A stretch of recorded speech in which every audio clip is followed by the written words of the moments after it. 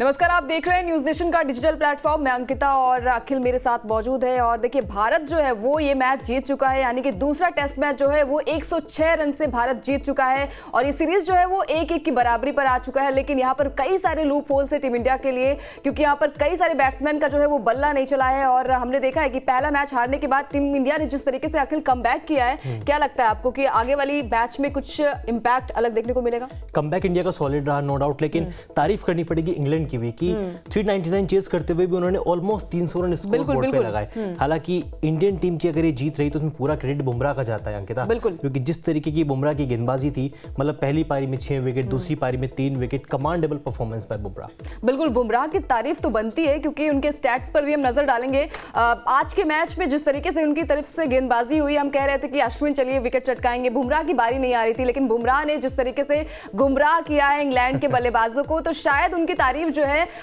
जितनी की जाए उतनी कम है। क्योंकि पहली इनिंग में जिस तरीके से उनकी गेंदबाजी हुई है, 6 विकेट उन्होंने चटकाए थे, और दूसरी इनिंग में कमाल की गेंदबाजी उनकी ओर से देखने को मिली है। 3 विकेट बुमराह ने चटकाए हैं और कहीं ना कहीं टॉम हार्टली और बेन की जो पार्टनरशिप थी अखिल, वो तोड़ने में काफी टाइम लग रहे थे। दोनों ने अच्छी साझेदारी भी कर ली थी, लेकिन वहां पर आए बूम बूम बुमराह और उन्होंने गुमराह कर दिया अपनी स्पेल से। और कमाल की बात यह भी है कि बुमराह के अलावा यहाँ पर अश्विन की भी तारीफ करनी पड़ेगी, क्योंकि अखिल अश्विन ने कल के यानी डे 3 में उन्होंने जो विकेट चटकाया था, पहला विकेट था, तो शायद वहां से कमबैक करना टीम इंडिया के लिए थोड़ा आसान वहां पर हो गया था। लेकिन बुमराह के स्टैट्स पर भी नजर डालेंगे, उन्होंने 3 विकेट आज चटकाए हैं और ये विकेट उस वक्त चटकाया जब लग रहा था कि शायद टीम इंडिया बैकफुट पर नजर आ रही थी। अखिल, एक पार्टनरशिप हो चुकी थी ना बेन फॉक्स और टॉम हार्टली की, मतलब सभी स्पिनर्स लगा के देख लिए, रोहित शर्मा ने, अश्विन भी आ गए, अक्षर पटेल भी आ गए, कुलदीप यादव भी आ गए, लेकिन पार्टनरशिप टूट नहीं रही थी। और आपको पता है कि जब एक रन बढ़ता जाता है ना स्कोर बोर्ड पे, थोड़ा परेशानी वाला सबब रहता है कप्तान के लिए, मैनेजमेंट के लिए। लेकिन वहां पर हम अक्सर देखते हैं कि जब टीम इंडिया में शार्दुल ठाकुर होते हैं वो पार्टनरशिप तोड़ते हैं, लेकिन फिलहाल टीम में, प्रेजेंट टीम में पार्टनरशिप ब्रेकर का जो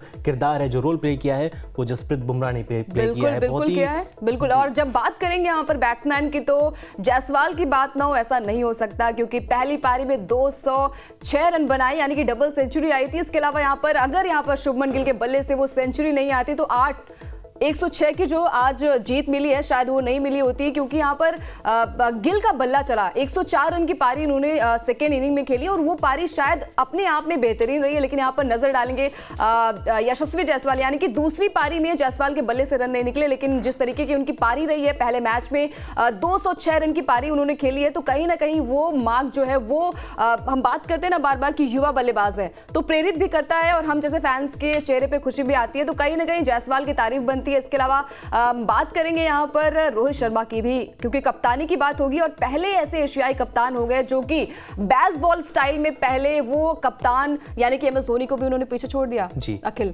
सबसे ज्यादा इंडिया की मतलब जीते हुए मैचेस का जो पार्ट रहे हैं वो 296वां मौका है जब रोहित शर्मा इंडिया की किसी विन का पार्ट रहे across format, test, one day, T20, जबकि महेंद्र सिंह धोनी ने 295 मैच जीते थे भारत के लिए, मतलब हिस्सा रहे थे।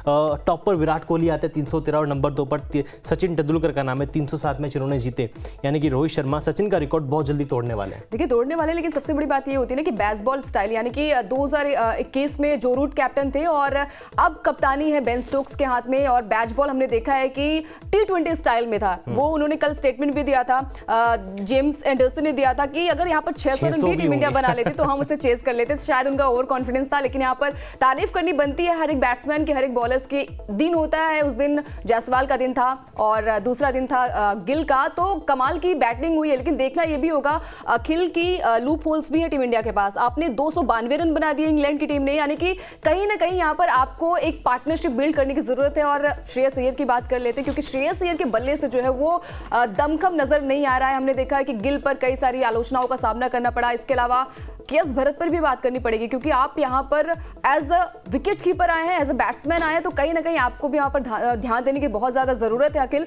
तो क्या लग रहा है आपको कि श्रेयस अय्यर तीसरे मैच में आएंगे? डाउट है उनके ऊपर, क्योंकि पहली पारी 27 रन, दूसरी पारी 29 रन, बातें गिल को लेकर भी हो रही थी, लेकिन उन्होंने 100 से ना सबका मुंह बंद कर दिया है कि मैं प्रिंस हूं, मैं प्रिंस के स्टाइल में खेलूंगा, प्रिंस के स्टाइल में कमबैक किया। लेकिन बात अब श्रेयस अय्यर की है, तलवार उनके सर पर लटक रही है। लेकिन केएस भरत, इनकी विकेट कीपिंग की मुझे लग रहा है छुट्टी होने वाली, क्योंकि 7 मैच भारत के लिए खेल लिए, वो बहुत खुद को लकी मानते होंगे कि मैंने भारत के लिए 7 मैच खेले हैं, जबकि ऐसा कुछ परफॉर्मेंस देखने को नहीं मिला। एज अ बैट्समैन वो विकेट कीपर अच्छे हैं, लेकिन टीम इंडिया को लोअर ऑर्डर में एक अच्छा विकेट कीपर बैट्समैन चाहिए जो कि आने वाले मैचेस में शायद ध्रुव जुरैल वो कमी पूरी कर सकते हैं।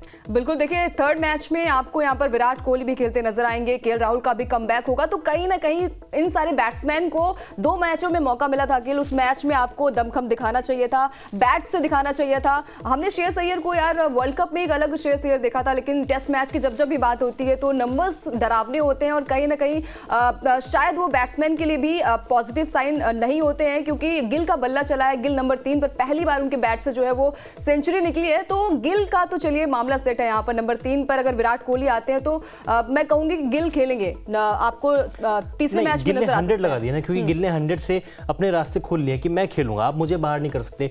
दूसरा, कप्तान रोहित शर्मा और द्रविड़ ने भी गिल को कॉन्फिडेंस दिया था कि आपके रन भले ही ना आए, आप खेलेंगे। वो कॉन्फिडेंस अय्यर के साथ अभी देखने को नहीं मिला है। अय्यर ने इस तरह का कोई स्टेटमेंट भी नहीं दिया है। और निश्चित रूप से आज दूसरा टेस्ट में जीतने के बाद भी ना अंकिता, अजीत अगरकर और रोहित शर्मा की घंटों बात हुई है कि स्क्वाड को लेकर कि क्या टीम बनाई जाए, क्या टीम नहीं बनाई जाए। तो ऐसे में मुझे लग रहा है कि अय्यर की जगह अब खतरे में। देखिए यहाँ पर मुकेश कुमार ने भी 1 विकेट लिए हैं, तो आपको क्या लगता है कि तेज गेंदबाज की अगर मैं बात करूं तो शमी तीसरे मैच में आपको खेलते नजर आएंगे? शमी तो ऑलरेडी पूरी सीरीज से बाहर हो चुके हैं। सिराज की वापसी हो सकती है। सिराज की वापसी हो सकती है, यानी कि सिराज जो है वो मुकेश कुमार की जगह ले सकते हैं। हालांकि सिराज ने पहले मैच में कुछ ऐसा प्रदर्शन किया नहीं था, लेकिन यहाँ पर स्पिनर्स का बोलबाला देखने को मिलेगा आपको राजकोट में, क्योंकि वहां पर स्पिन फ्रेंडली जो पिच है वो काफी अच्छी है। तो अखिल से मेरी बातचीत हो रही थी और हम बात कर रहे थे कि कैसी पिच है और वहां पर किस तरीके से रन बन सकते हैं। तो अखिल ने कहा कि 600 भी बन सकते हैं वहां पर।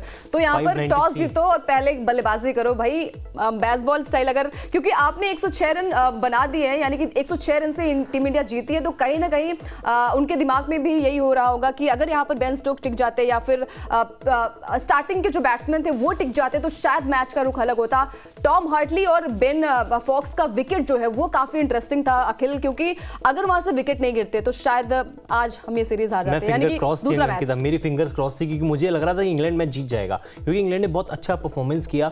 मैं फिर कहूंगा इंडिया मैच जीता है, लेकिन तारीफ इंग्लैंड की हो रही, क्योंकि उन्होंने फाइट किया है। बिल्कुल। इंडिया को इंडिया में आकर इस तरीके से चैलेंज करना अपने आप में बहुत बड़ी बात है। और एक बात ये भी क्लियर हो चुकी है कि बाकी जो 3 मैच है ना वो आसान नहीं होने वाले हैं, उसमें भी इंग्लैंड इसी तरह का परफॉर्मेंस करेगा। इंडिया जीत भले ही जाए सीरीज, लेकिन ये सीरीज लंबे टाइम तक याद की जाएगी। बिल्कुल याद की जाएगी। तो देखिए आपको क्या लगता है कि राजकोट में किसका बल्ला चलेगा और यहाँ पर किस तरीके से फाइट बैक होगी, क्योंकि इंग्लैंड की टीम ने अपने आप को प्रूव किया है। भारतीय बल्लेबाजों का दमखम किस तरीके से वहां पर दिखता है, कमेंट सेक्शन पर अपनी राय जरूर शेयर करें। अगर आपने अभी तक न्यूज़ नेशन स्पोर्ट्स को सब्सक्राइब नहीं किया तो फटाफट से कर लीजिए। बहुत बहुत शुक्रिया।